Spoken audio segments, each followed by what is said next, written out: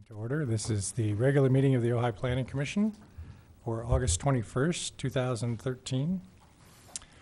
Members of the public wishing to address the Planning Commission on items appearing on the agenda are requested to complete a speaker's card and file it with the secretary, which is Sherry, prior to the start of the meeting. Cards are available in the lobby. Speakers should state their name and address for the record and limit your comments to 3 minutes or less. Comments must be directed to the commission, not the audience. While the Planning Commission is in session, all in attendance are expected to maintain order and decorum and to obey the orders of the chair. Commissioner Foster, could you lead us in the... No, wait, we have to do roll call first. Crabtree, Nicklin, Nolan, Becker. Here. Foster, Merck. Here. Osborne. Thank you. Now, Commissioner Foster will lead us in the Pledge of Allegiance. I pledge allegiance to the flag of the United States of America and to the republic for which it stands, one nation, under God, indivisible, with liberty and justice for all.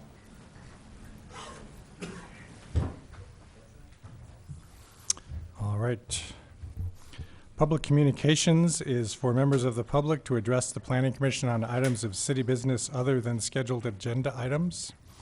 Matters raised at this time may be briefly discussed by the Commission and will generally be referred to staff and/or placed on a subsequent agenda.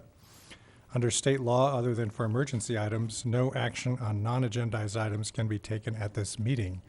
Is there anyone who'd like to speak on a non-agenda item? Okay. The consent calendar is approved by a roll call vote on one motion. Should any member of the Commission wish to discuss or disapprove an item, it must be removed from the consent calendar and considered as a separate item. And this consent item is the minutes of the July 17th, 2013 regular meeting of the Planning Commission. I'll make a motion to approve that. Do we have a second? A second. All right. Roll call, Becker? please. Becker, Yes. Foster, Yes. Merck, Yes. Osborne. Yes. Actually, Becker, you're, Becker All right. abstain? No, you were here last time. The MAC meeting of August 19th was canceled. The next MAC meeting will be September 16th, so I don't think we're going to have a report from a MAC representative. Next item is disclosure of site visits and ex parte contacts. Could we just start around the room, please? Hang on just a second.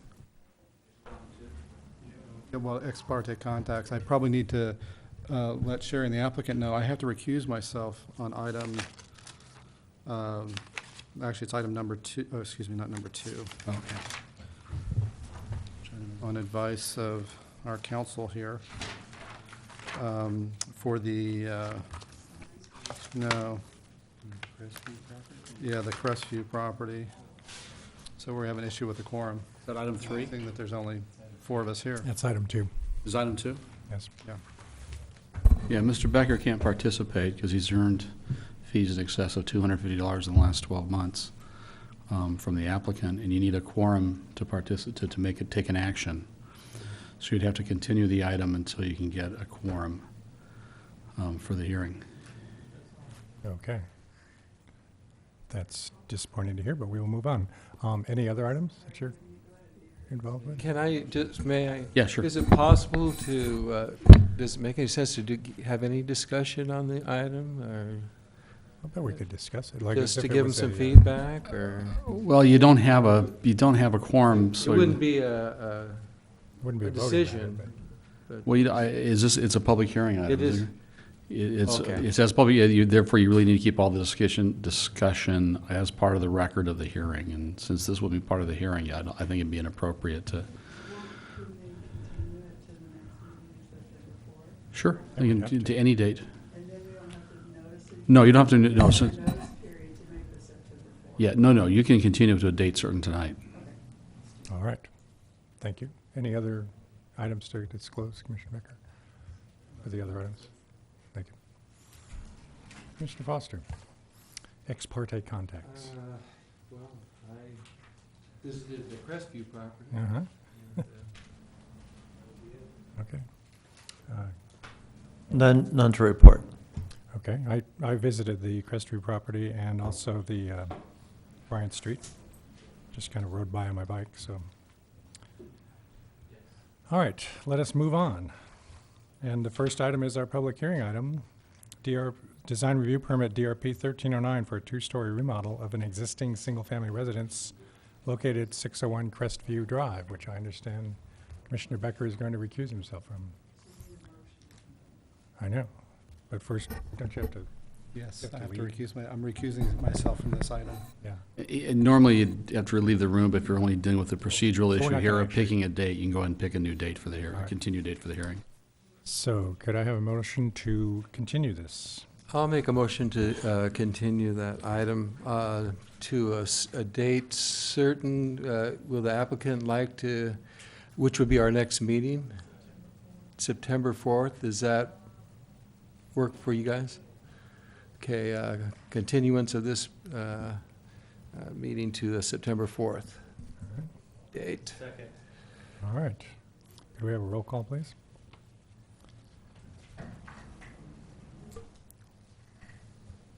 Foster, Yes. Merck, Yes. Osborne. Yes.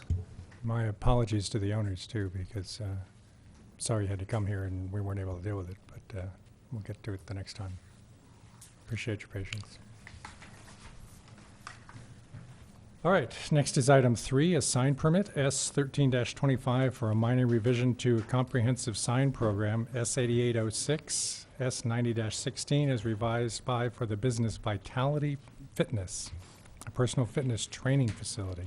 Could we hear from staff on this, please?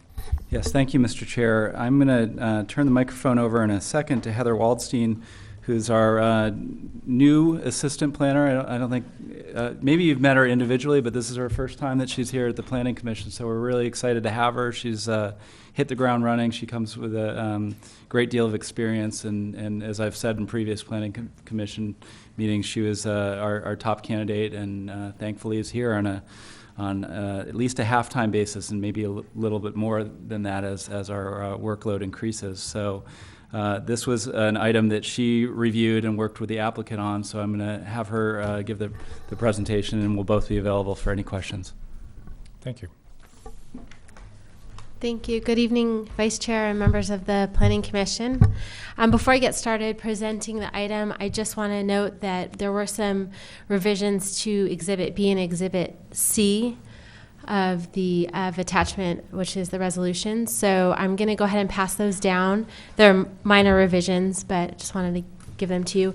Before you, when you make the motion to if you're going to approve the project, just make sure to note that there are revisions to those two items. So the item before you is a proposed revision to comprehensive sign program and associated sign permit at 406 Bryant Circle. It's an industrial building in the M1 industrial zone surrounded by like zoning and property uses, with the exception of the property to the south, which is residential. So 406 Bryant Circle is about a 2-acre parcel. There are 2 existing buildings on site. Building A, which is where the proposed sign permit will be located, is a 24,000 square foot building with several different tenants. The applicant tonight is Vitality Fitness, and they're in Unit O. They're the ones requesting the revision to the sign program to allow the sign permit that they're proposing. Historically, on the site, there is a comprehensive sign program which was approved in 1988 by the Planning Commission, along with Architectural Review 8732. This comprehensive sign program allowed construction of, the comprehensive sign program allowed 16 wall signs at the project site and a monument sign. This sign program was later revised in 1990 by the Planning Commission to add different types of materials and to locate the signs on the lower accent band of the building. This applicant is requesting to revise the sign program again to allow additional types of materials and colors. Currently, the sign program allows wood signs, and the colors that were originally stated in the sign program were turquoise, white, and earth tones. this applicant is requesting to have a metal sign with a terracotta color background and white vinyl lettering. So that differs a little bit from what's already existing in the sign program. Staff feels that the proposed sign, the metal sign with the white vinyl lettering, is appropriate for this location. It's allowed within our sign standards, and it's a material that is going to stand the test of time, low maintenance, and the colors are consistent with other colors in the area, as well as the colors on the building.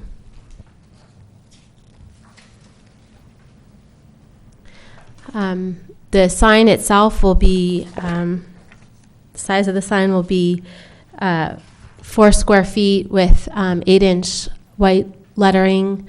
The Vitality Fitness logo will be on the wall sign as well.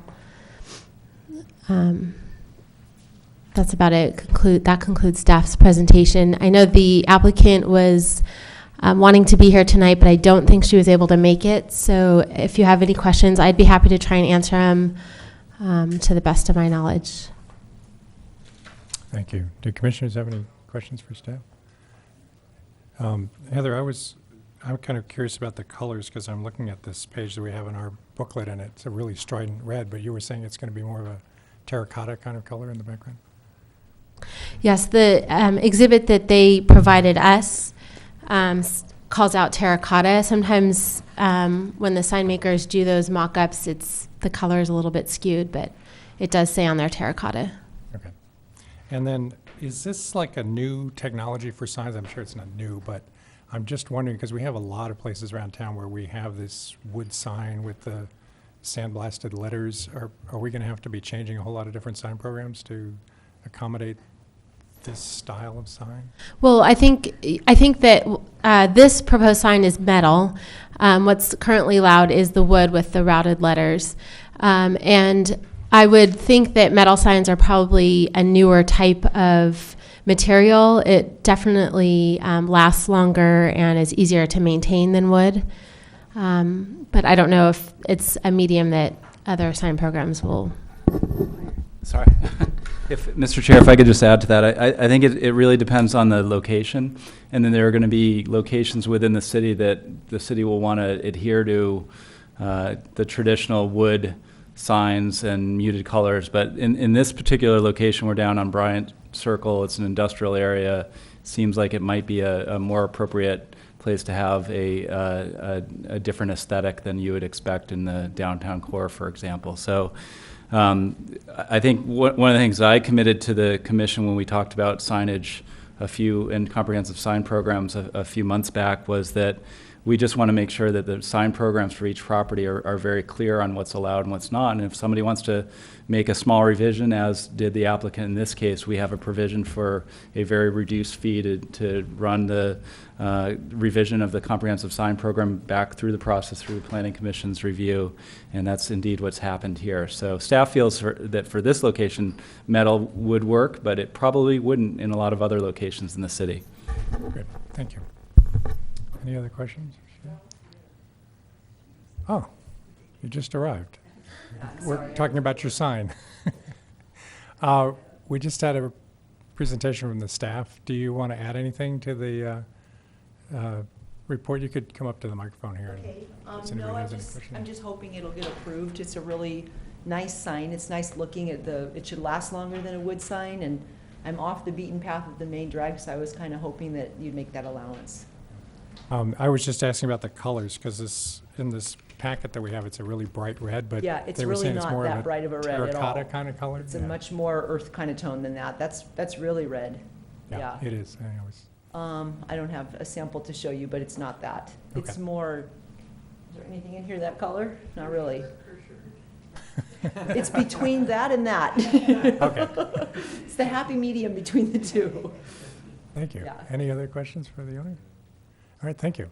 Appreciate it. This is a public hearing. Is there anybody that would like to come forward and speak on this matter? Can we close the public hearing? I'll need a motion. I'll make a motion to close the public hearing. Second. All those in favor? Chair, you want to? Aye. Aye. Nope. Any discussion? I'm willing to entertain a motion. And Well, I'll just say that I think it's appropriate to change and approve this this amendment because it's obviously it's outdated and old what was previously allowed to do in terms of color.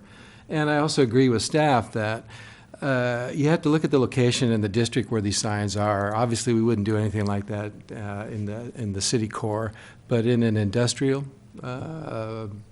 workplace, I think it makes all the sense in the world. So I approve.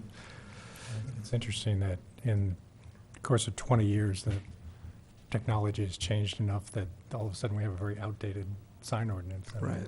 It makes me very skeptical of when we get too specific about requirements on things.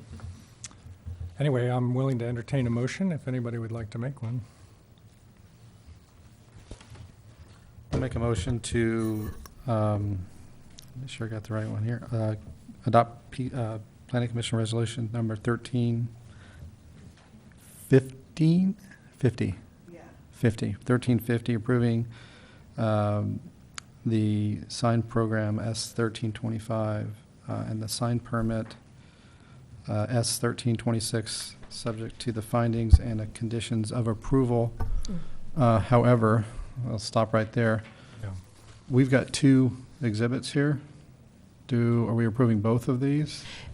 These exhibits are already in your packet. Okay, yeah. They're just revisions to the conditions of approval, separating out the conditions for the comprehensive sign program from the sign permit. Okay, then I'll just leave it at that. Okay, just to clarify, I'm sorry, one thing. So what we've handed out to you are strike-through and underlined changes to the exhibits that were in your packet. So what you have before you, these two sheets, is new wording. So if the commission is in agreement with the new wording, then your motion should note that as revised by the revised exhibits B and C, just to make it very clear for the record. Okay, The same wording that's in our packet, right? I don't think so. It's just we're seeing on here the changes that were made. right. The language in your packet is before the changes.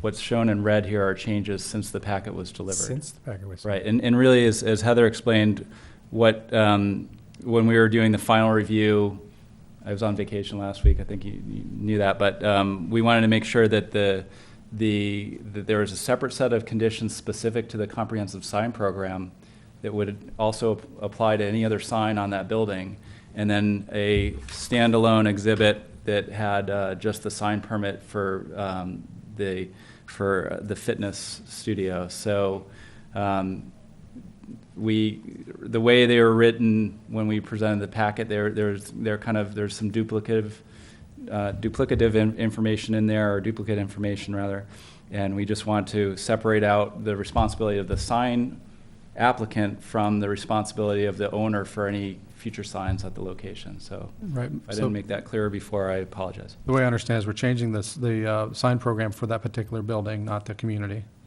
And then we're addressing this particular sign for that particular site on the building as well. Okay. So I will modify my amendment, my motion to include the language as amended by staff for the amendments for Exhibit B of the conditions of approval for the comprehensive sign program S 13-25, and Exhibit C, conditions of approval for the sign permit S 13-26 for Vitality Fitness at 406 Unit O, Bryant Circle. Do we have a second? A second. Thank you. Ready for roll call or more Do we discussion? have any discussion? I just have a question, and my understanding would be because we're approving the comprehensive sign program and not the individual sign, that the individual sign would be incorporated into the comprehensive sign approval in this case, and it wouldn't really necessitate a individual because it would be adopted as a comprehensive sign program. How does that work? You're actually doing two separate approvals. One is for the comprehensive sign program revision, and the second, because it's come to you, to your, not a staff level, because it involved an amendment to the sign program, you're also approving the sign permit itself.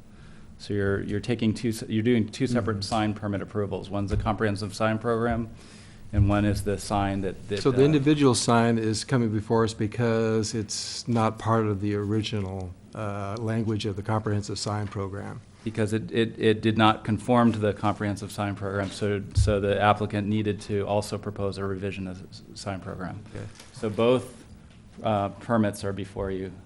So after this, if someone else comes in with a metal sign, they can just get an over-the-counter approval? Correct. There you go. Correct. Okay. All right. Any other discussion? Second? We're okay, we don't need a, Oh, Osborne seconded. Osborne We're seconded. ready for roll can we have a call? roll call, please? Becker? Yes. Foster? Yes. Merck? Yes. Osborne. Yes. Okay, thank you. Your sign is approved. Thanks. So much. Thank you for coming by. All right, item 4 is a discussion item on the housing element update. I do have one speaker's card on this, and I'm not quite sure where this fits into the process. I'll leave that up to staff to. This, Mr. Chair, this is a speaker slip for this next item on the housing element. Yeah, What I would suggest the commission do is hear from our housing element consultant, John Douglas. He has a PowerPoint presentation that Carol will bring up. And then if the commission has any questions for Mr. Douglas, you can voice those. And then at that point, you can open the discussion. It's not a public hearing, but you can open it for comments and questions from any members of the public. great, thank you. So, Mr. Douglas. Good evening, Mr. Chair and Commissioners. It's nice to be back and see you again. We have a short slideshow that I'm going to use to go through the presentation. And I'm going to need some help getting it up there.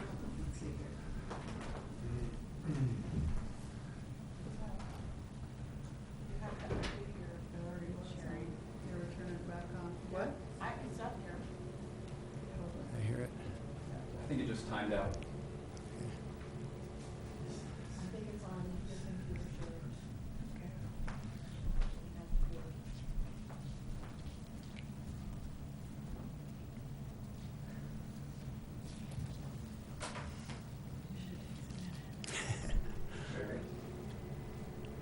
Don't put it on mine.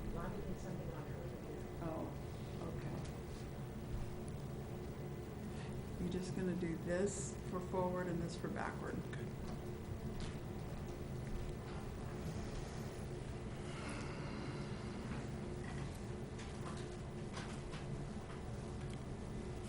I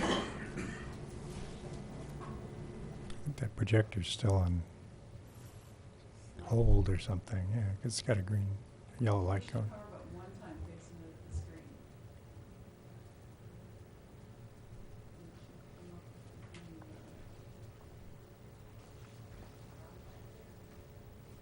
Oh, there we go. Now we're getting a light.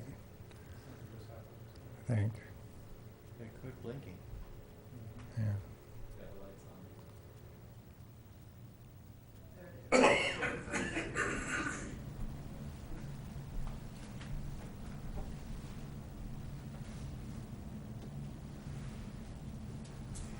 Any idea how we get the file loaded up?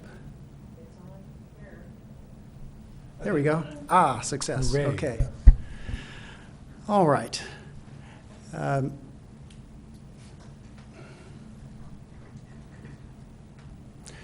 First, want to just give you a quick overview of what I'm going to cover in my presentation tonight. I'm going to kick off with a quick overview of what this entire document contains. As you've noticed, it's a little bit different in format from your previous housing element, but the substance is very similar, I think you will see once we get into it.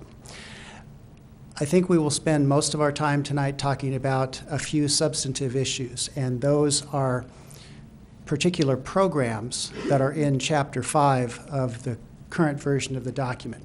And those issues are resource and infrastructure limitations such as traffic and water supply, revisiting the SPL overlay that was adopted just within this past year, talking about the commercial mixed-use overlay program. This is not the village mixed use, this is a different commercial mixed-use overlay area.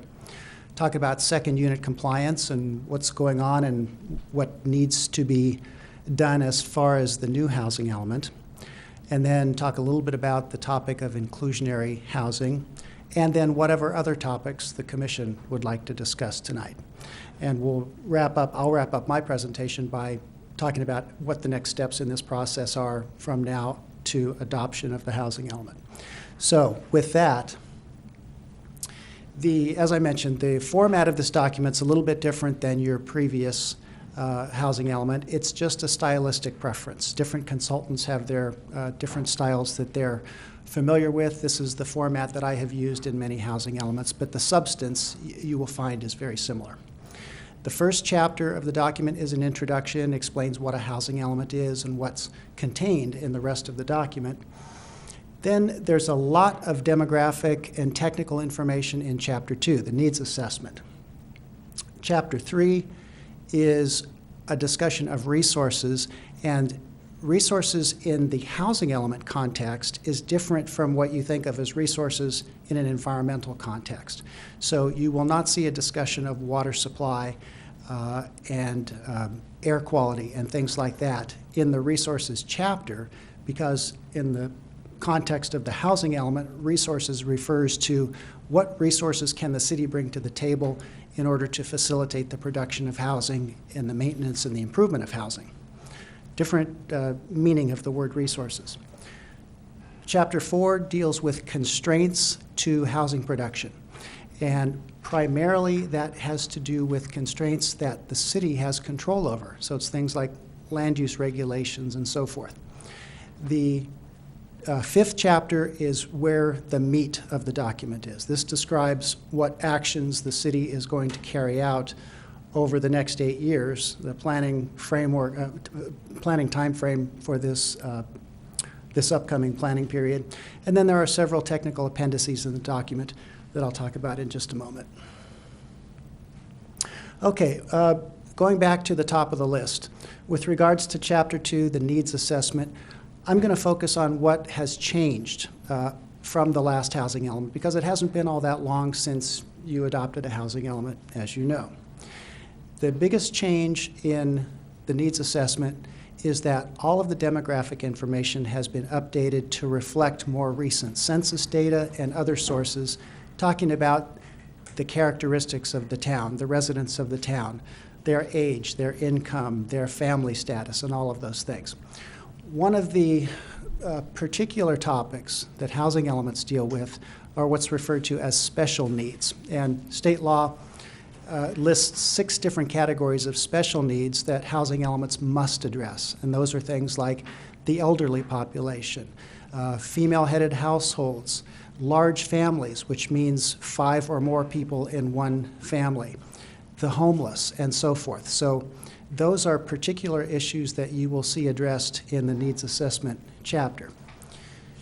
The other important information in this chapter has to do with growth needs, and that's the RHNA, the Regional Housing Needs Assessment, that you're very familiar with from the previous housing element process. The most important takeaway point regarding the RHNA is that it is somewhat lower than during the previous planning cycle.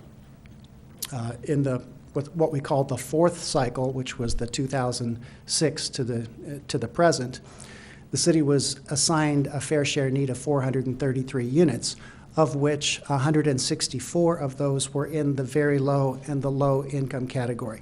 In my mind, the 433 is not nearly so important as the 164, because those are the ones that state law says you have to zone for high density.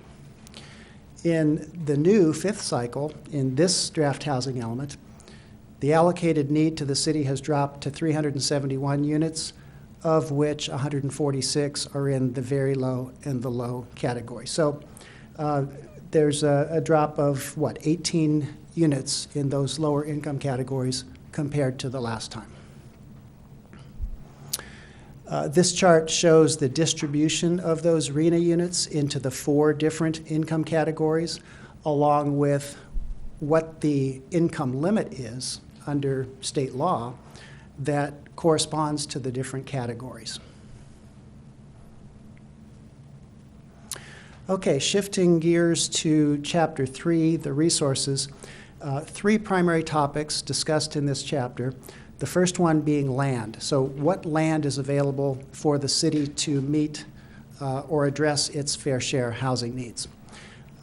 The focus of this exercise is complying with the provision of state law that says cities have to analyze their available land and demonstrate that there's enough capacity that could accommodate development at those different income levels if you have an interested property owner, interested developer, and so forth.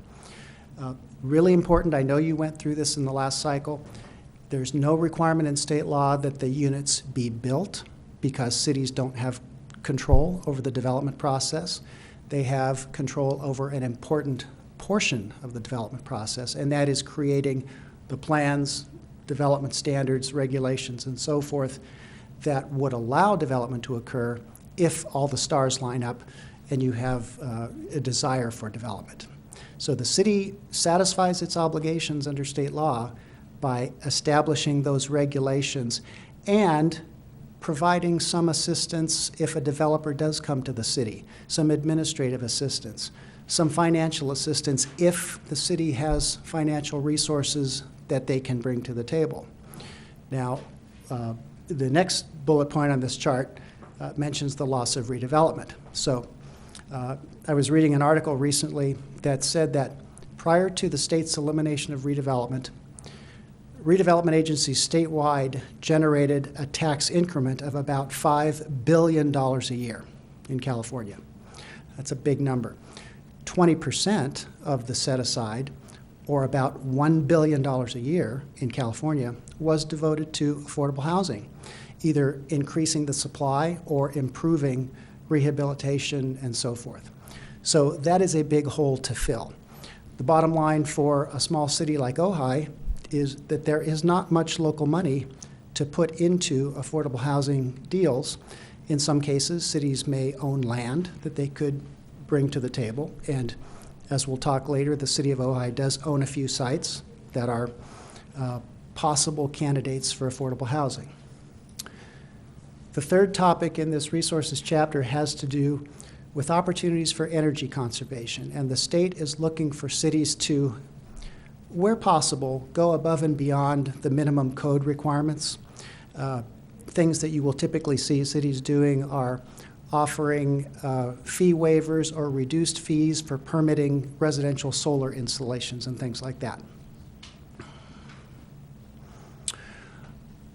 Chapter 4 of this document deals with constraints to housing production, and those are divided into the 2 categories of governmental and non-governmental constraints.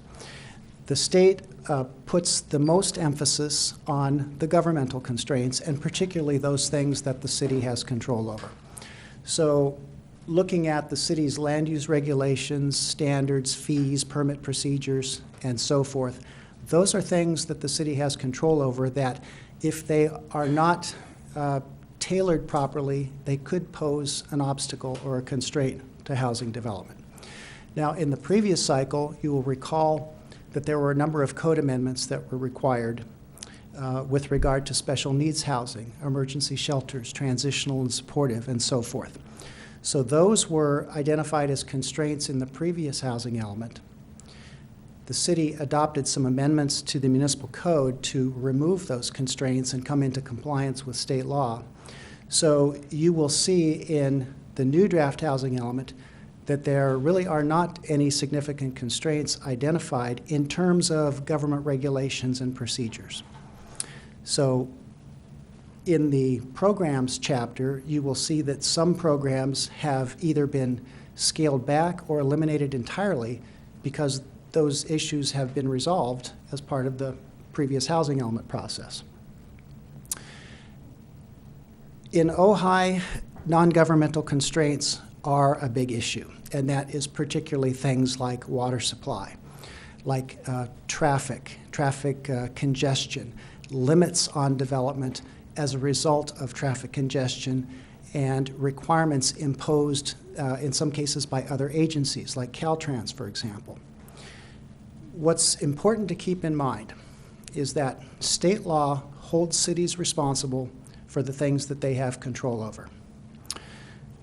So if there is a city such as Ojai that has water supply issues, that has traffic congestion issues, what state law holds the city responsible for is identifying what those constraints are and doing what the city can reasonably do to try to resolve those problems.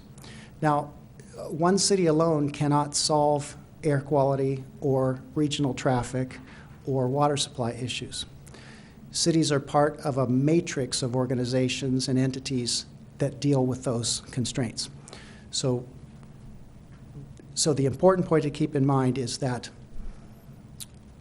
state law, and particularly HCD, says if you have those kinds of constraints, then we expect you to move forward reasonably to cooperate with your sister agencies to try to find solutions to those problems.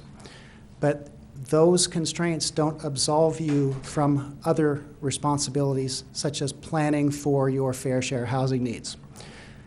The state housing law wants to make sure that city regulations, zoning, and standards are not the obstacle that prevents housing from being built. If other issues like traffic congestion and water supply hinder the production of housing, so be it. The city is expected to do what it can to work cooperatively to address those issues.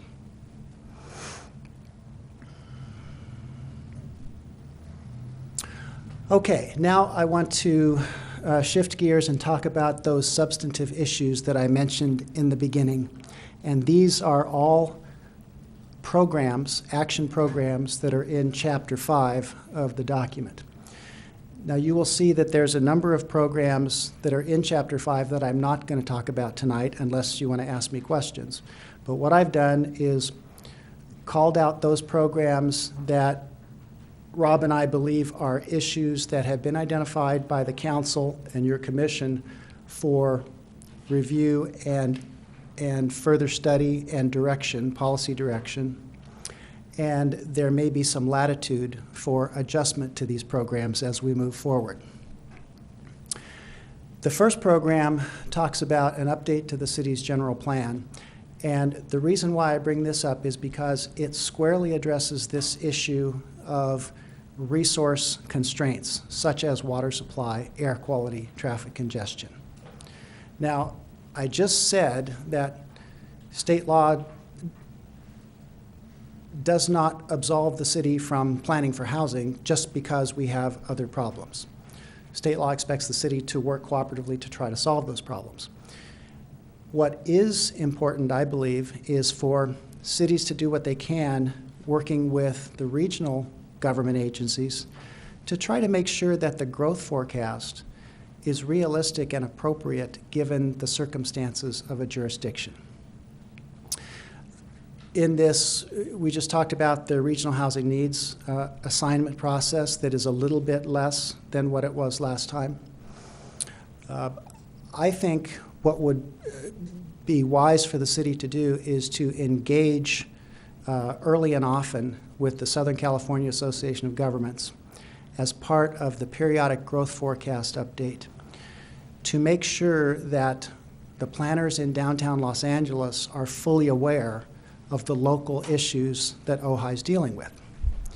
I had the opportunity in the last planning cycle to work closely with SCAG on the growth forecast and housing allocations in a number of jurisdictions that have some constraints, jurisdictions like Malibu and Hermosa Beach and Seal Beach, where if you just take a strict numerical approach, you might not get a reasonable answer. And so there is an opportunity. It takes time and it takes effort for the staff and, in some cases, officials and elected officials to engage with SCAG to make sure that the city's concerns are incorporated into the process. So that is the one of the key recommendations and policy directives that's embraced in Program 1. And by the way, this is a workshop tonight, and so I would invite, if you have any questions along the way, please feel free to interrupt me, or you can hold your questions and we'll deal with them after I'm done. It's your choice. The second substantive issue that is on the agenda tonight is the SPL overlay zone. That was the topic of great deliberation and discussion in the previous housing element update. As I mentioned previously, the RENA number has dropped a little, and there is, if you will, a cushion between the estimated capacity of those SPL sites and what the city's planning obligation is. One of the key components of this program in the draft housing element is to lay the groundwork to try to get the state to accept that a 2-story height limit is reasonable and appropriate for the conditions of Ojai. So that language is in this program. I understand before I got involved in the previous cycle, there was apparently direction from the state that a 3-story height limit was appropriate. So one of our primary efforts in this update is to get a reconsideration of that issue. Your staff has had discussions with several development firms about the feasibility of 2-story development, and at least up to this point, the news is good. It looks like that 2 stories could well be appropriate. But based on my experience working with HCD over a number of years, it might be a hard sell. So we have these 2 issues that are in play with regard to the SPL overlay, is the total capacity of those sites, and then also the appropriate development standards. And we can come back to that in the discussion. With regard to the commercial mixed-use overlay, this is a new program that was discussed in your previous housing element update. The idea here is to create some incentive for the redevelopment of underutilized properties, creating some financial incentive for investment to get more quality development on those sites. And by creating the option of mixed use, you raise the potential for economic return on those properties. And so that's the idea behind this program. Now, as with several of the things that we're going to talk about tonight, I want to emphasize that just as you did a 2-step process in the previous housing element where you had the policy document and then you had some implementing ordinances, we have that same situation in this new cycle. The housing element is a policy level document. It's a big picture document up here. Specific regulations and details oftentimes don't belong in the housing element. They're handled through zoning regulations and other kinds of programs. And so in terms of this kind of a program, the commercial mixed use, I believe it's sufficient to talk about the overall policy intent of this kind of a program, and then the details can be worked out in a phase 2 where you get into the nitty-gritty and you talk about, are you going to restrict use on the ground floor or on the street side, or what are the specific development standards that are within the purview of zoning regulations. So you will not see any specifics of that sort in this program in the draft housing element. They don't need to be there. If it's the will of the Planning Commission and the Council to put some of that specific direction into the policy document, it's fine to do that. But on the other hand, you want to be careful because this is intended to be a living document for an 8-year period. You just want to be careful that you don't put too much detail in there that you need to go back and change later, because any substantive change to the housing element requires a general plan amendment. So you just want to be careful to balance the big picture with the specific details. So, The- excuse me, Mr. Doug. Yes, Is that, please. Are both those items required by I think we have a date in February of 2014 to finish the whole housing element process? No. You have to have both those things in place or just the No, policy? just the adoption of the housing element. And since you asked that question, let me add a bit more. What the law says is that the city council needs to adopt a housing element, and I think the date that it works out to be on the calendar is about February 12th. It's 120 days after October 15th, which is the drop-dead adoption deadline. It does not require that it be certified by HCD by that deadline, just that it be adopted. These other implementation ordinances and so forth, they can come years later. It doesn't affect the certification of the housing element. So with regard to second units, similar concepts apply here, where you have policy direction in the housing element to try to facilitate the process of bringing second units up to code that may be unpermitted today, and also stimulating the development of additional second units to serve a niche that can address the low and moderate income needs of the community. So from a policy standpoint, you will see statements in here in the housing element that don't include all of the details that you may want to adopt in terms of regulations. But again, those details can be worked out after you get through this mad rush to get the state certification of the housing element, so that then you don't get penalized with the nasty things that can happen to cities that don't get a housing element adopted in time. Similar with the inclusionary housing program, the housing element expresses the city's intent to adopt an inclusionary program, and the number of 15% is in the housing element. But the housing element does not say how that 15% is allocated to the different affordability levels. So, for example, as part of a subsequent ordinance adoption, some cities have like a 5-5-5 percentage. 5% very low, 5% low, 5% moderate. That's an option. But another thing that affects inclusionary is that there have been some recent court cases that sort of throw things up into disarray. And so the state legislature, it's my understanding, is working on some legislative solutions to try to address the court decisions that affect inclusionary housing.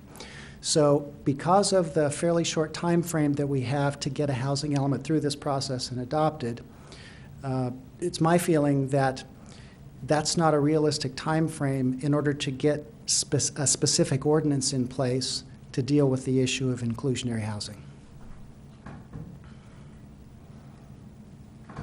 Okay, I'm going to wrap up talking about the timeline and the next steps, and then we'll open it up to discussion. If it is the pleasure of the Planning Commission to move this forward, then our thought, Rob, correct me if I'm wrong, we're shooting for a September 10th date with the City Council to do a similar review like what you're doing tonight. The outcome of that City Council review would be to authorize us to send the document up to state HCD for review. State law requires that cities give HCD 60 days to review a new draft housing element before it is adopted. And so if we send the housing element up in mid-September, HCD has 60 days. Mid-November, we get their comments back. We have some time to try to resolve any issues that HCD may bring up as part of their review. And then, as I mentioned before, the drop-dead date for the council adopting the element is early February. So we would have January and early February for public hearings to review the document, review comments of HCD, and fine-tune as necessary to address HCD's concerns. Now, as I mentioned, the schedule of adoption in February does not require that the element meet all of the requirements of HCD at that point. Simply requires that it be adopted. So if we were to get into a situation where there were some unresolved issues with HCD and we didn't see eye to eye, it's perfectly acceptable for the council to adopt a housing element with a statement of findings to explain why and how they're dealing with HCD's concerns. And then also it's typical for city council to authorize the city manager and the city attorney to work with staff and the consultants to continue working to resolve those issues. So that is really it for my overview presentation, and I would be happy to entertain any questions that you have. Thank you, Mr. Douglas. Do we have questions? Sure. I have a few questions. If we go to HCD and we initially will try and do the two-story thing, but they not receptive to it. On the high level, if we go back and say, as part of our housing plan, in some cases, three-story may be permitted, assuming that can be acceptable. Could we then, down in the nitty-gritty, identify, let's say there's 10 parcels where we've identified as overlay parcels, for example. 3 or 4, and we would say, these are parcels where three-story would be favorable versus these others where it would be unfavorable. Would that be acceptable, or perhaps acceptable to HCD? It could be.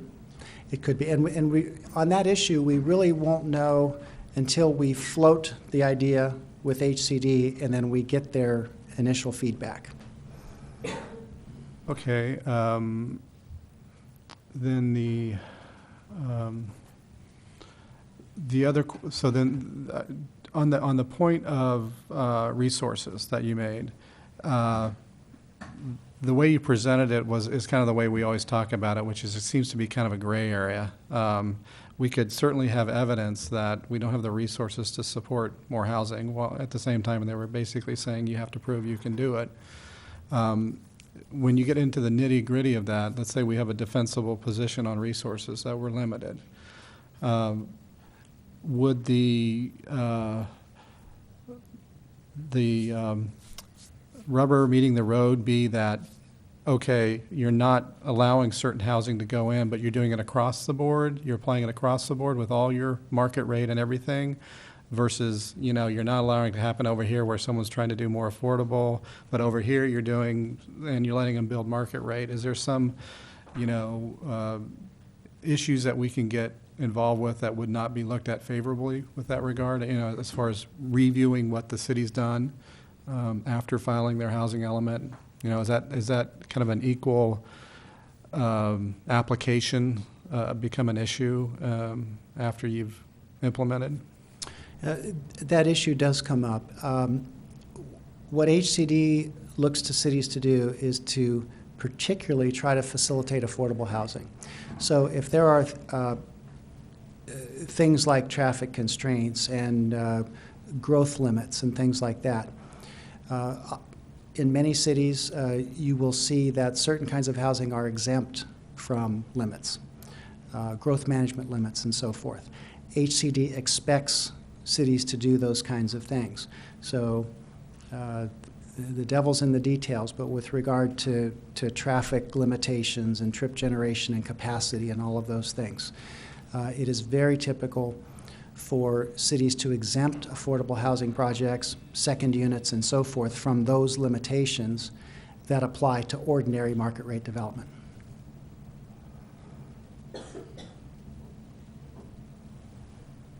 My last question is on the inclusionary issue. In the last round, you'd mentioned the 5-5-5. We did a 15-15-10 or something like that.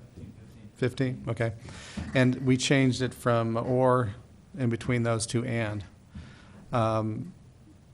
What is our approach in cycle 5, to not address that at all, or to leave it the way it is? You kind of went over that a little bit.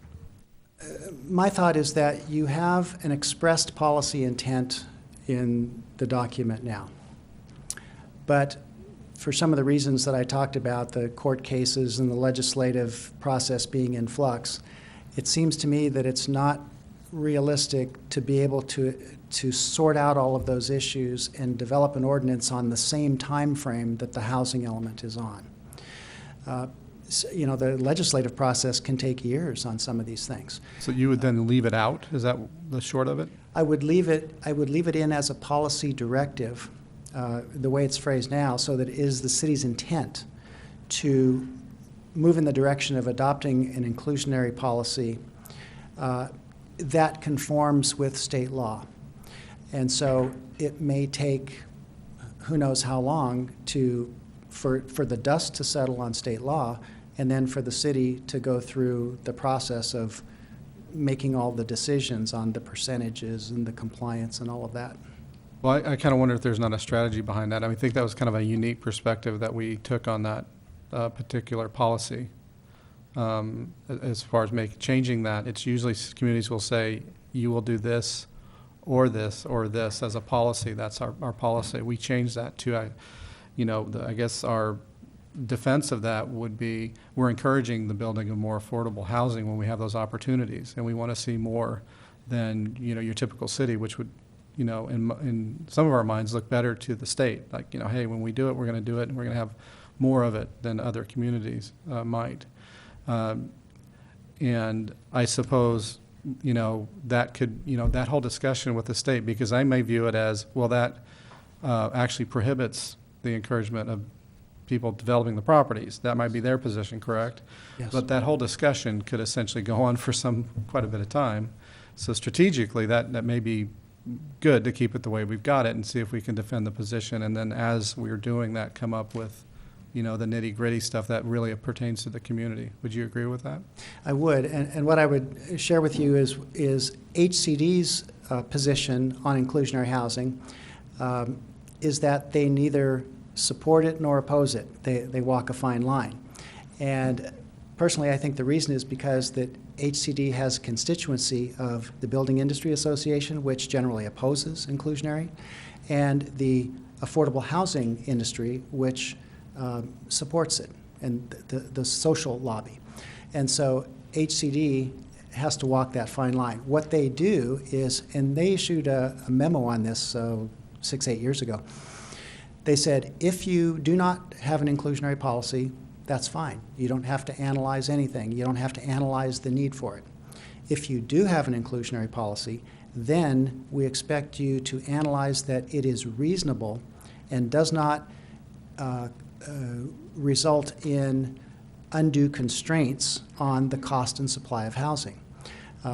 There's a city that I'm familiar with that years ago adopted a 55% inclusionary requirement, I believe.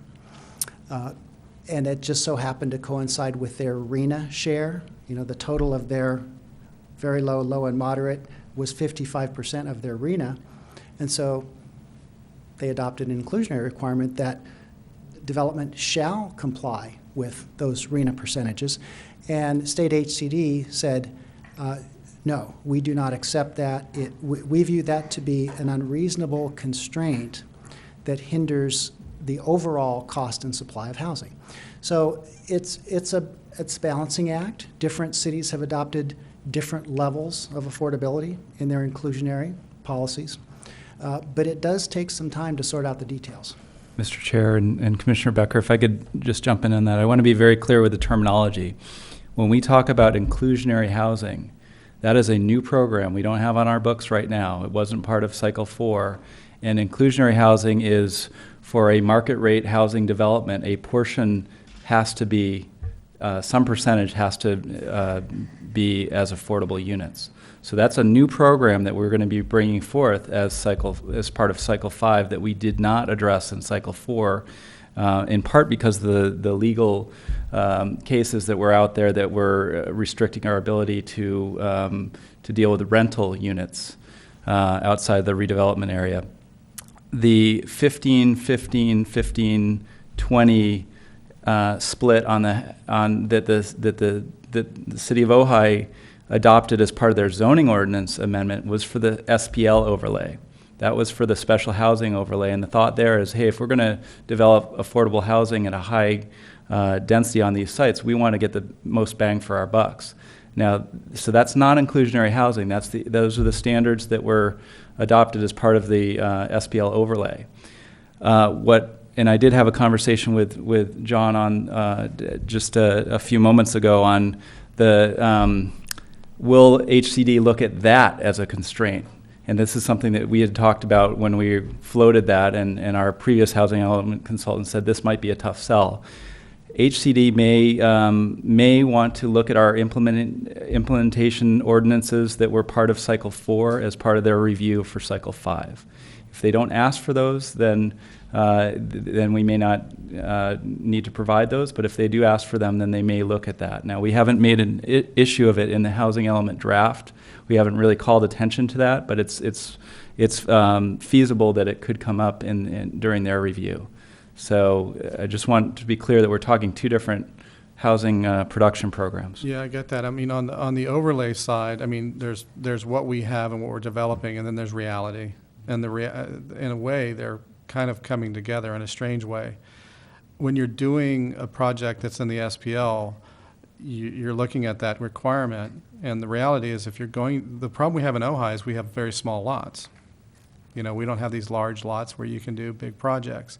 So in my mind, the reality of doing affordable on an SPL basis, you immediately are in the world of bringing in third-party, Cabrillo, you know, all these groups out there to actually even financially accomplish it.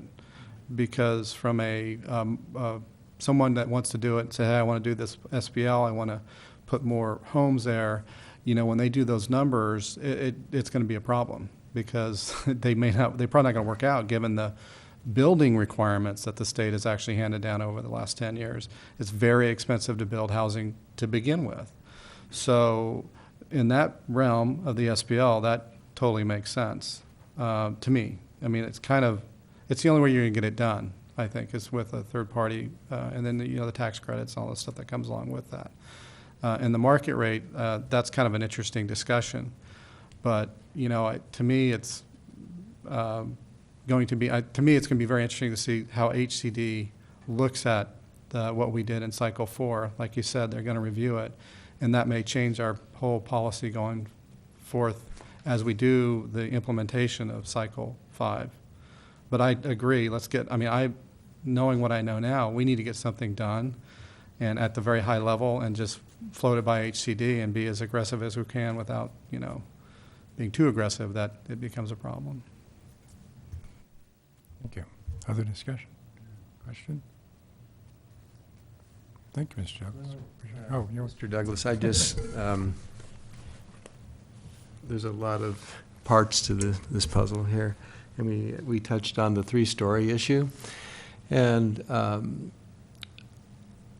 my question is, if we can identify, staff is, or in the past has pretty much identified the availability to show evidence that two-story dwelling units versus three-story can meet the RENA numbers.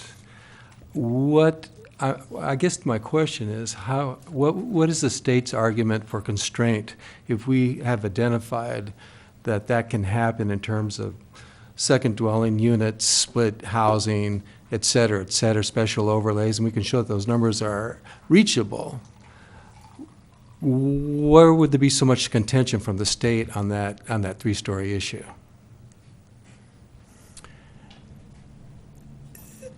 The state looks at development regulations with an eye towards whether they would make it more difficult and more expensive for housing to be built. And if it's feasible.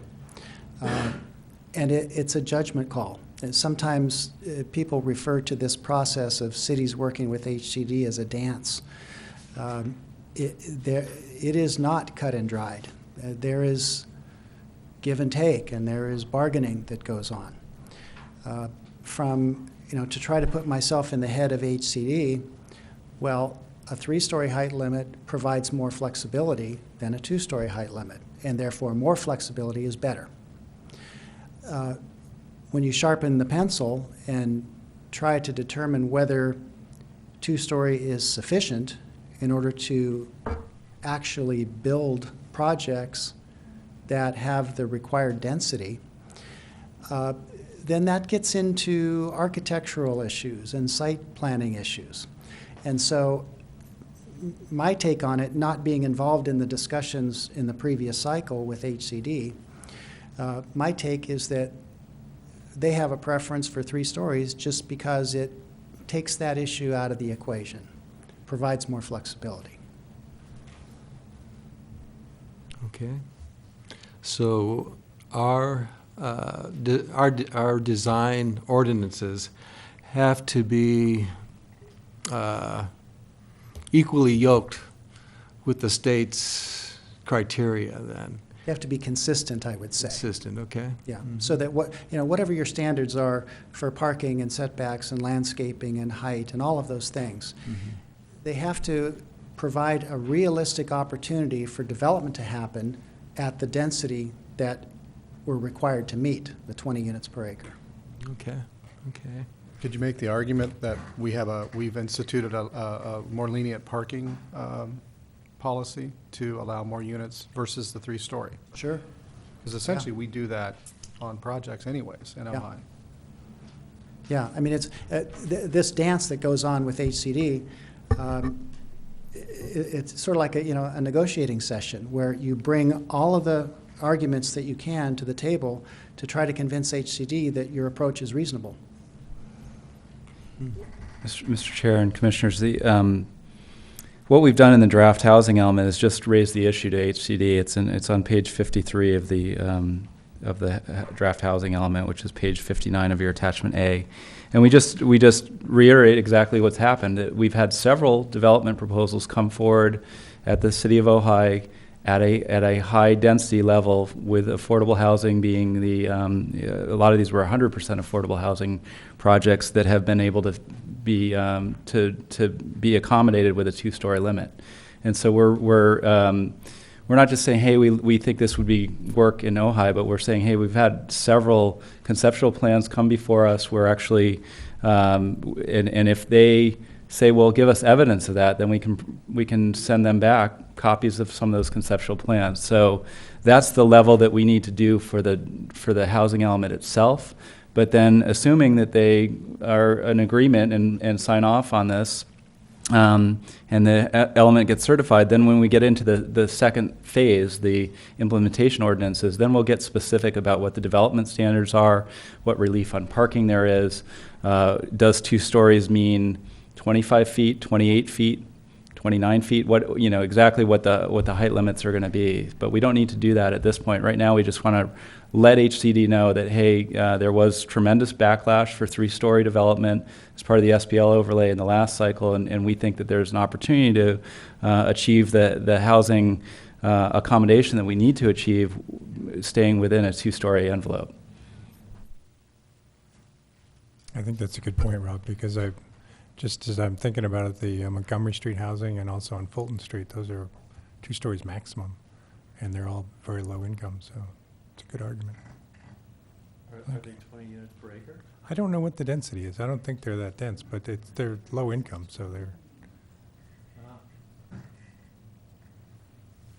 Which one is that? Yeah. Oh, the Cabrillo project up on North Montgomery. And then Fulton Street, those are like individual units.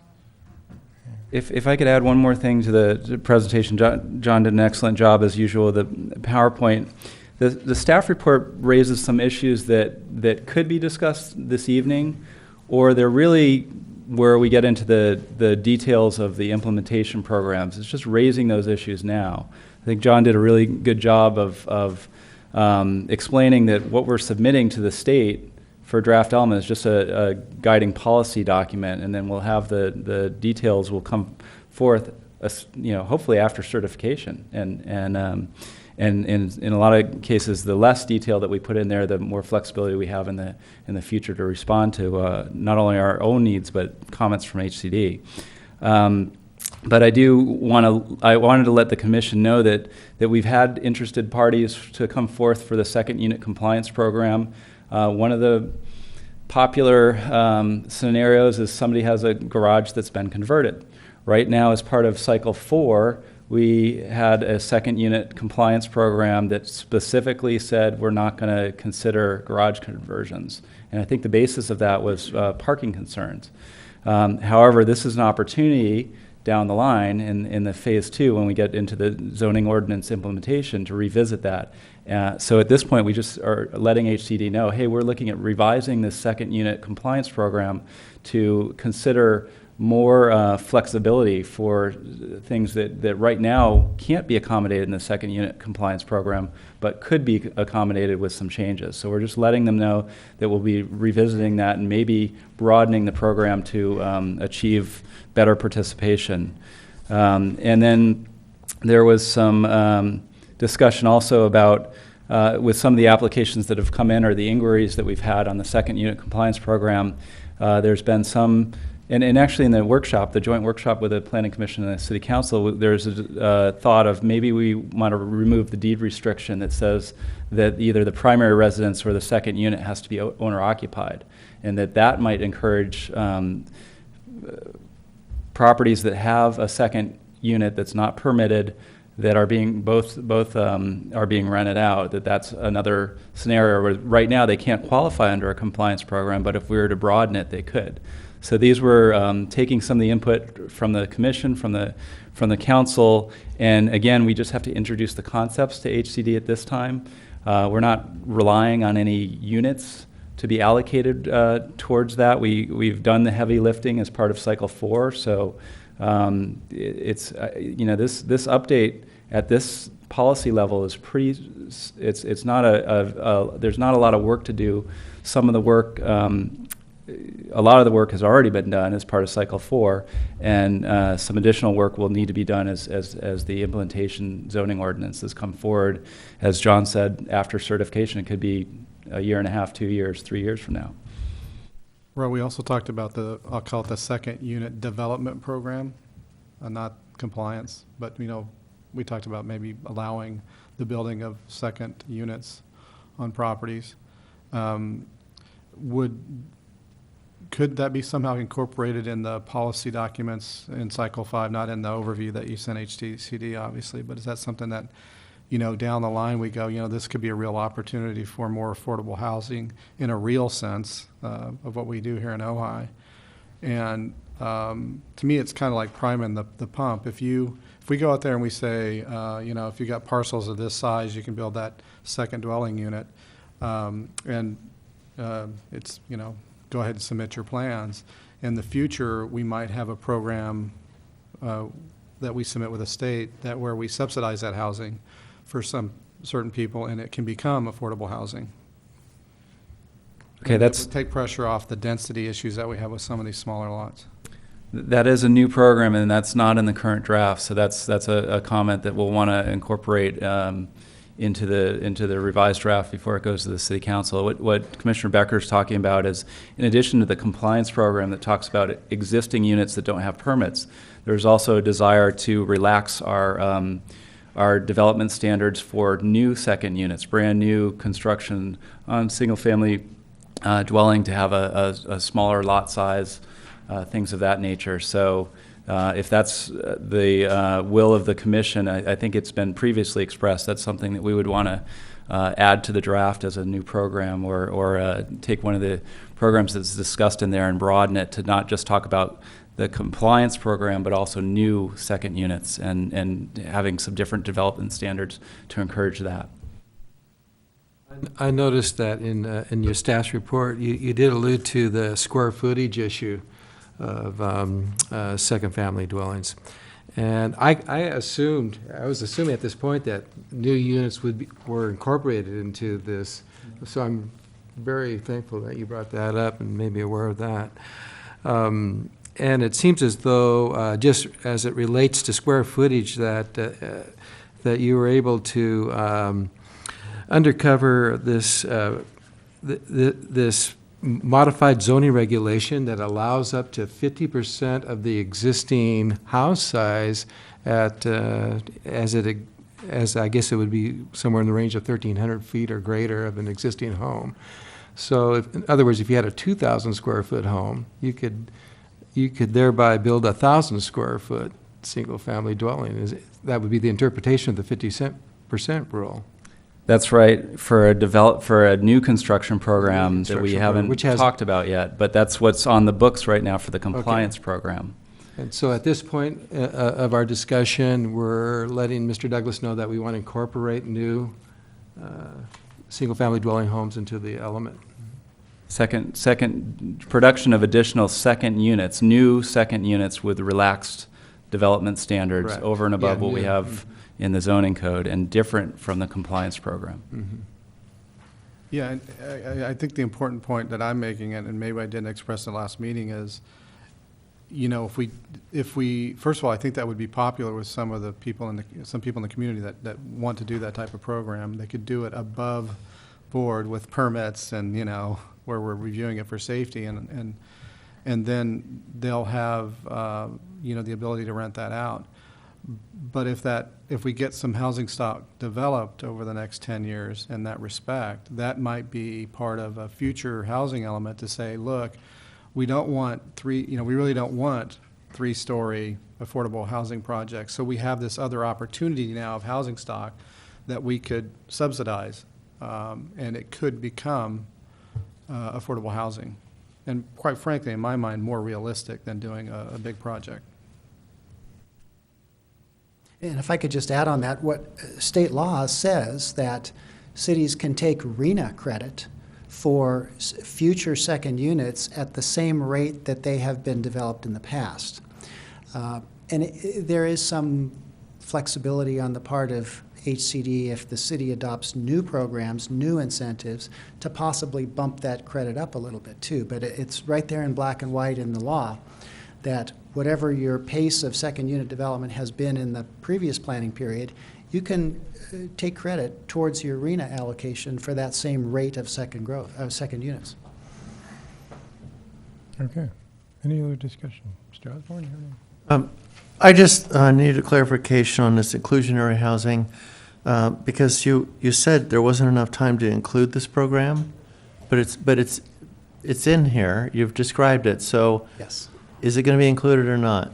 The point was there isn't enough time to work out the details to adopt an ordinance that's a regulatory ordinance. It's fine to put the policy direction into the housing element. Okay, so it's included as a policy. Yes. Okay. Very good.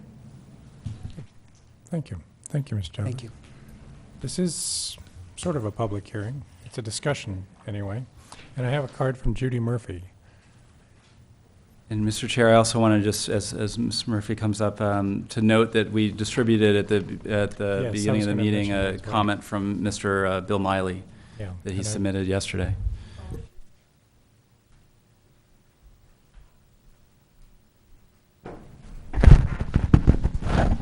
Hi, I am Judy Murphy, and I'm commenting tonight on behalf of the Ojai Democratic Club regarding the City of Ojai 2014-21 Housing Element Draft. We commend Mr. Mullane and Mr. Douglas on the work and agree with much of it. We do, however, have a few suggestions. We would like to see an executive summary, and this is something that we think should be focused toward the public so that the public, Ojai citizens, can actually read and understand what it is you're doing with a minimum of jargon.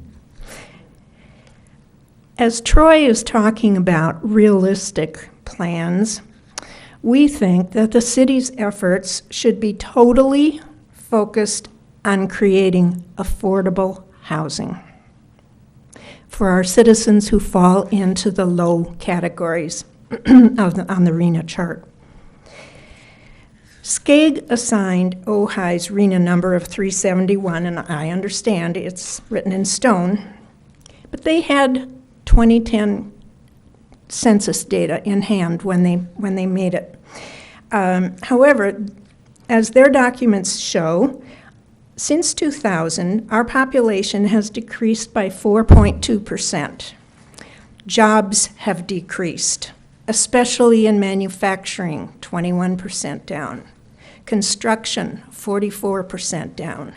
School population has decreased by over 50%, and the elementary schools have lost 75% of their base since 2000.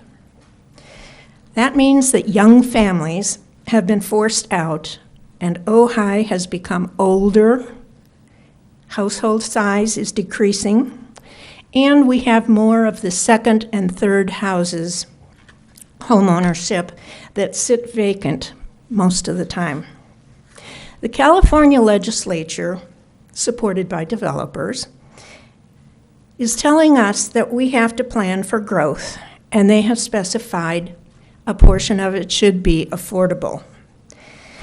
We think it is questionable at best to build for growth while our population is shrinking, especially when the price of that growth is higher density. Accommodating 155 market-priced units is unnecessary. Market-price buyers and developers will find or build their houses without our city's assistance. The report lists Ojai's goals as facilitating affordable housing development, and the Democrats strongly support those efforts as long as they do not come at the cost of building more unnecessary market-priced housing. We want you to emphasize your efforts to formulate partnerships with nonprofit developers, to locate grants, to utilize state tax programs, to underwrite the cost of affordable housing, like the Sycamore homes. We also have city-owned property that could accommodate a walk-to-work kind of project, like Casa Las Fuentes in Santa Barbara. We strongly support your second unit compliance program and ask that you consider extending that beyond the current life of 10 months, especially since we don't have our ombudsman yet. Thirdly, the report should recommend an active role for studies and actions to make sure the water supply for the Ojai Valley is adequate before expanding the number of users. Considering our current situation with the water table down and drought conditions prevailing, climate change concerns by the leading scientists, water constraints must take a much higher profile while expanding housing is being considered. Lastly, we urge the city to take a very active role in reassessing the roadway constraints, particularly the entirety of the SR 33 within the Ojai Valley, to ensure that Ojai's growth does not exceed our ability to leave the valley in an emergency or to have a further negative impact on commuter traffic. Thank you very much for your time. Thank you, Ms. Murphy. You mentioned you were from the Ojai Democratic Club. Yes, I am. I think Hannah Beth Jackson is our best hope for getting any change made in the HCD, so I encourage you to We do. tell her about this dilemma that we're in. Thank you. We shall. Thank you. And I would like to mention,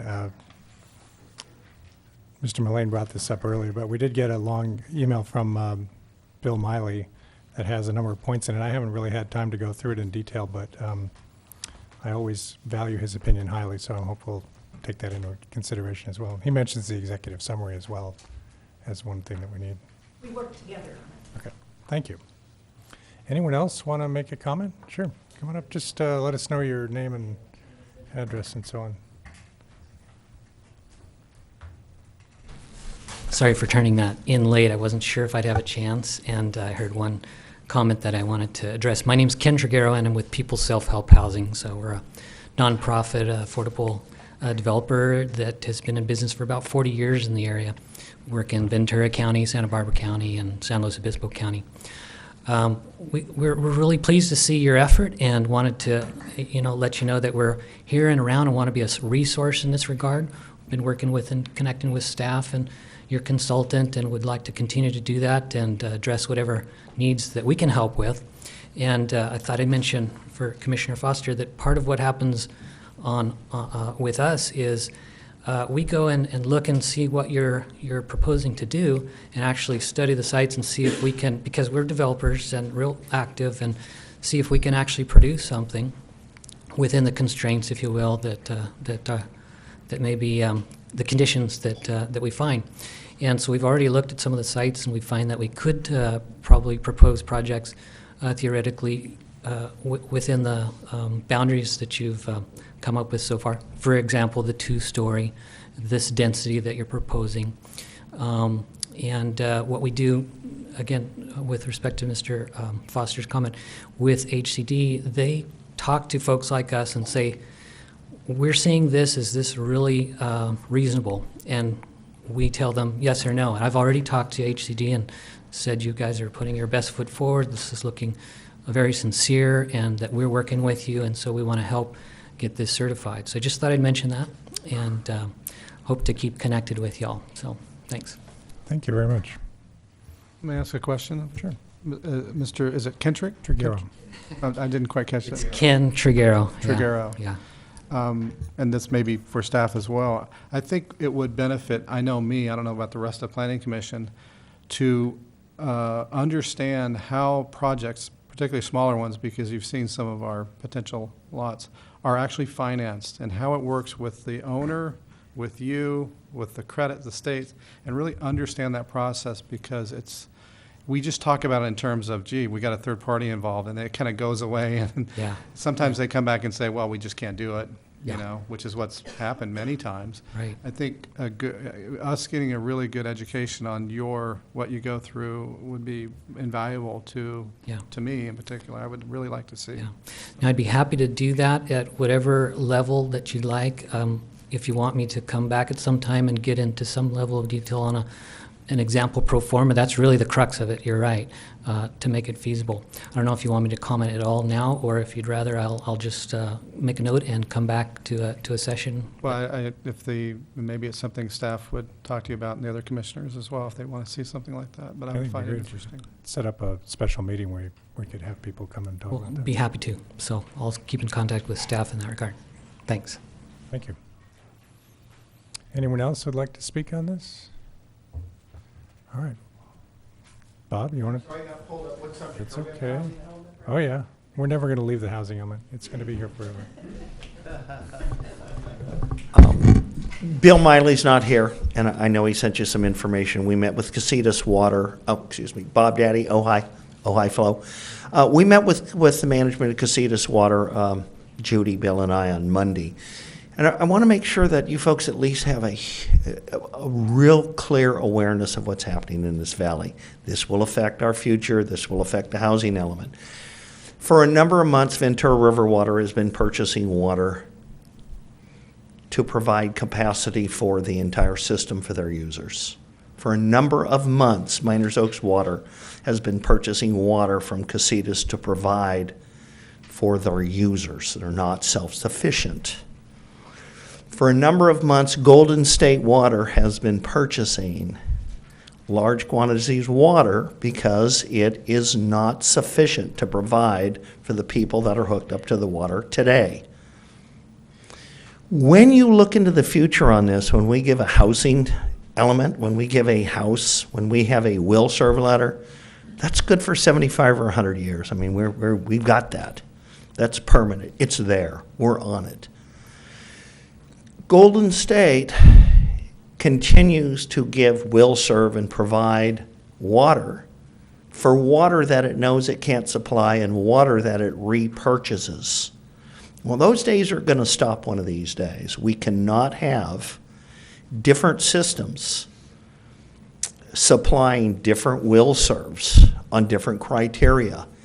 And it appears to me if you're buying water that you don't have and promising water to give away to projects into the future, we're going to have a developer show up here in about 5 years. He's going to say, hey, we got all this allocation I want to build, and then we're in a stage 5 water at that time, how are we going to prevent them from building? Where are we going to get that water? What guarantees and what different language do you have to put in there that it's really not a future guarantee? It can only be a current reality. So the current reality is we're overdrafting our system. All of the major water users are purchasing from one source, and that's Casitas. I'm sure you've taken your bike down by the lake. We've all taken our bikes and we've ridden by there, and we're stunned at how low this thing is because we're in the middle of this very minor drought. If we get into a major drought, we get into the 91, 92, we get into 2003 where there are no more will serve letters from Casitas, we're going to have some problems. And I would love for you to get Golden State here and explain to them how they're going to give you water for projects that they can't supply water today to the current users. So this mutual well number 6, you can talk to Betsy Clapp. She's the OPGMA rep, your rep, our councilwoman. Ask them how this project is coming. I think you need to find out what the current overdraft is. Because if they're purchasing water for 100, 200, 300, 400 families, you're talking about 371 units on a 3,031 system of individual homes. You're talking about a 12% increase in users here. And if they're running a 10, 15, 20% deficit today, where is that shortfall going to come? Please put some safeguards within that for us. Because 5, 10 years from now, things are going to be incredibly different. Thank you. Thank you. Anybody else who'd like to talk on this topic?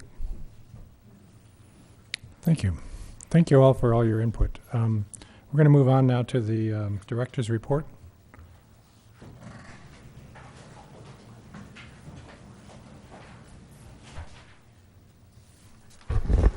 Okay, well, thank you. This is our last director's report. It's the last one for me, yeah, and I'm, I will certainly miss working with all of you and with the community and the council. It's been a very rewarding 18 months. I wish it were longer, but we've accomplished a lot, especially at this commission. I feel, and I'll miss the staff. It'd be hard to say goodbye, but I am leaving, and I am excited about the new opportunity, so I will do my best to stay in contact to try to keep a toe in the Southern California soil as opportunities present themselves. But I have every confidence with the staff that we have at the city, and with Rob Clark's leadership, he'll be able to find a really great replacement for me. And I think the commission knows that Ann McLaughlin is coming back in an interim capacity, and she'll be on board in the first week of September. So there's going to be a pretty seamless transition to that level, and then it'll probably take about 4, maybe 5 or 6 months to recruit a more permanent replacement.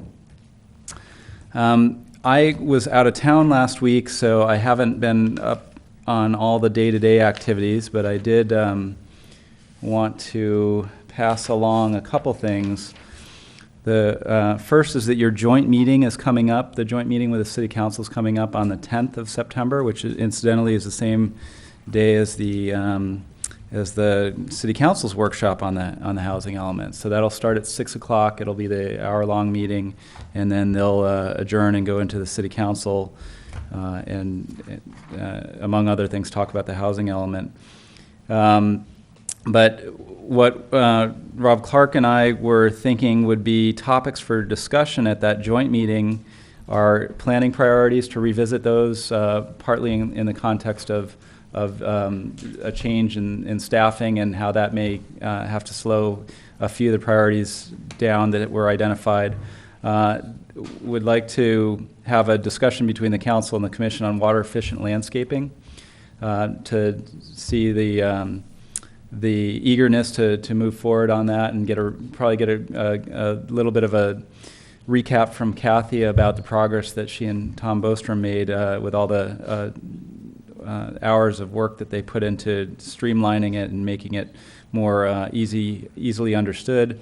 And then a third one would be the 2013 building code update, and to what extent the city wants to reflect any local amendments. And one of the issues that staff thinks is worthy of serious consideration is for the new lighting standards. There's in the building code, in the electrical code, there are requirements for commercial lighting that go over and above Title 24 requirements that are on the books now.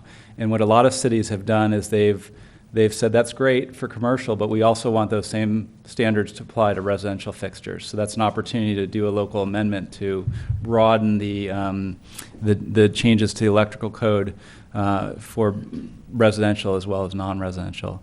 And then there's some other issues for you to discuss, but to talk a little bit about the timing, the priority of that, when that's likely to come before the commission and the council.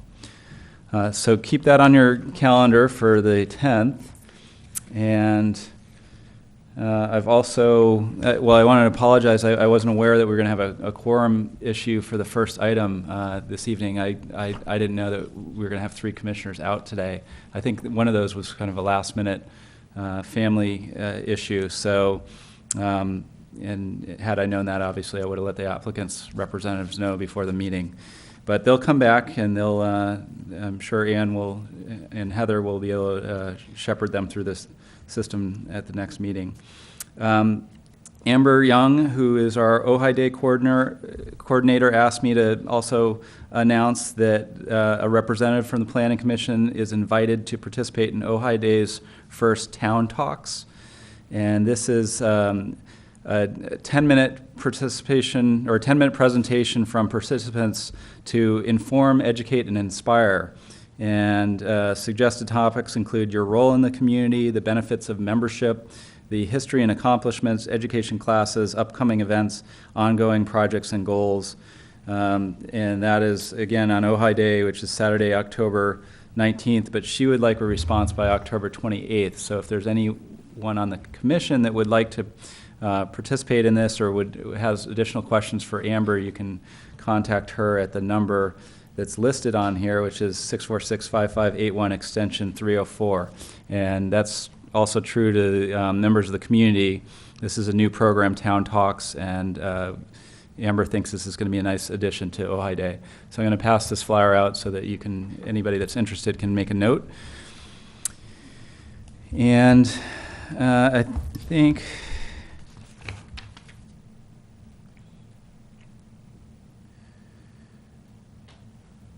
we're going to get into the future agenda items a little bit later.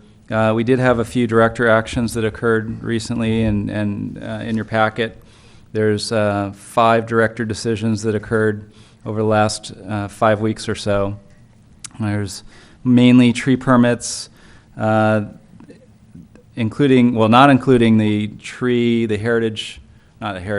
valley oak that was removed on the school district property recently. Beautiful tree, very large, very old tree, but it did have a fatal disease that had an arborist report prepared and determined that the tree really had a very high chance of failing within the next 3 years, and it was certainly overhanging parts of the school district facilities there. So they did share that report with the city. They weren't required to do so because they have home rule as a school district. It's a school-related function. But they, as a courtesy, they informed Sherry of the need to get a tree permit to remove to remove the tree rather, and they shared the report with us. So we did look at the report, and I know there was a picture of it in the newspaper. Right. So it's documented, but it's not really a permit that we issued. It's just they were just informing us of that. And then we had an abandoned property registration. Those are kind of falling by the wayside. We don't see very many of those these days. And a small director's exemption for a change in the exterior paint of a property in the VMU zone. So that's all I had. I think things are continuing to go pretty smoothly. And although I do want to let the commission know that our code enforcement complaints are very active, and we're getting several new code enforcement cases or inquiries every week. And Sherry's been kept very busy trying to track those and document them so that we make sure that we're following up on them. So that's all I have. I'll miss you all, and I wish the city very well. Thank you, Rob. Appreciate it. Appreciate all your work with us. It's been a pleasure working with you. I'll bet you don't look back, though. You'll just go ahead. I don't think we have any subcommittee reports tonight because we don't have any of our subcommittee members here. City Council Liaison, Mayor Blatz.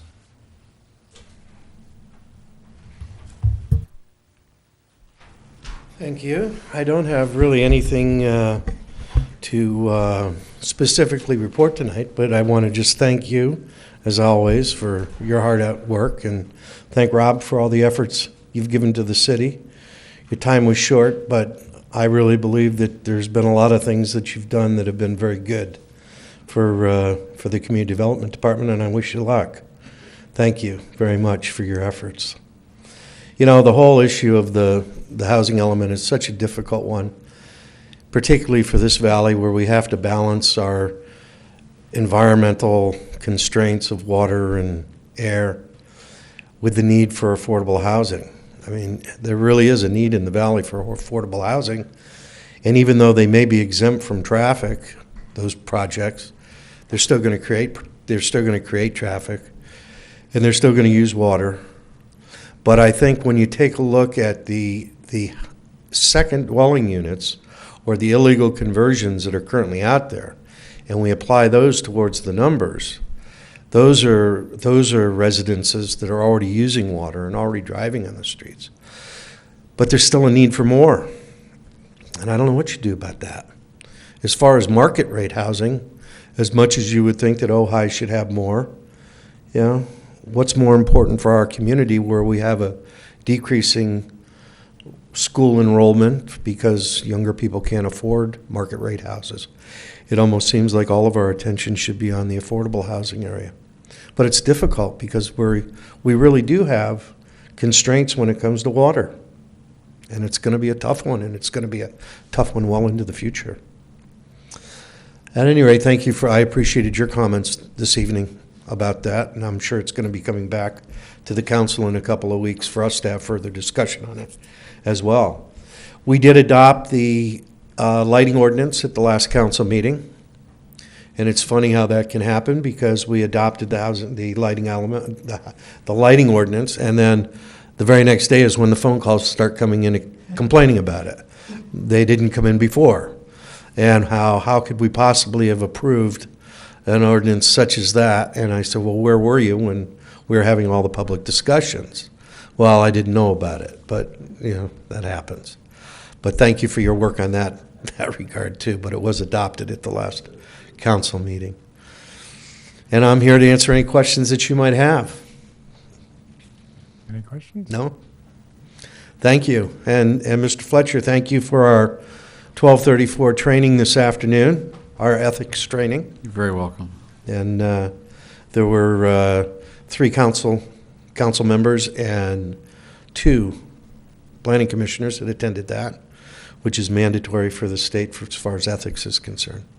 So thank you, and we really do. You know, it just amazes me. I sat on this body for 10 years, and it just amazes me how much work comes out of the Planning Commission. And, you know, you're doing it purely volunteer. And I just can't thank you enough. And the citizens of Ojai can't thank you enough, I'm sure. I mean, it's just amazing that we have the quality of the individuals on this commission and the time you put in. So I really do appreciate it. Thanks. Thank you, Mr. Mayor. Rob. Thank you. I too wanted to take an opportunity to publicly thank Rob for the excellent job that he did in his short tenure here. I think the housing element was one example. I also think he did some really good work with the Historical Preservation Commission. As you'll recall, they were sort of stuck in the mud, and he found a way to get them unstuck and move forward in a productive way. And then the lighting ordinance and some of the applications that have come before you were very well handled. As you know, we went for a period of time without a full-time director, and then decided fairly recently to create the position that Rob holds. And I think if you know me, you'll know that I'm all about squeezing everything to get money for roads. But one area where I don't think we should squeeze or skimp is in the director position. So we will be casting a very wide net in our search for a replacement, and we'll continue to provide the commission and the department with the resources it needs to get things done. So that's my report. Thank you. I appreciate all the work you're doing on the roads, too. And our meeting is adjourned.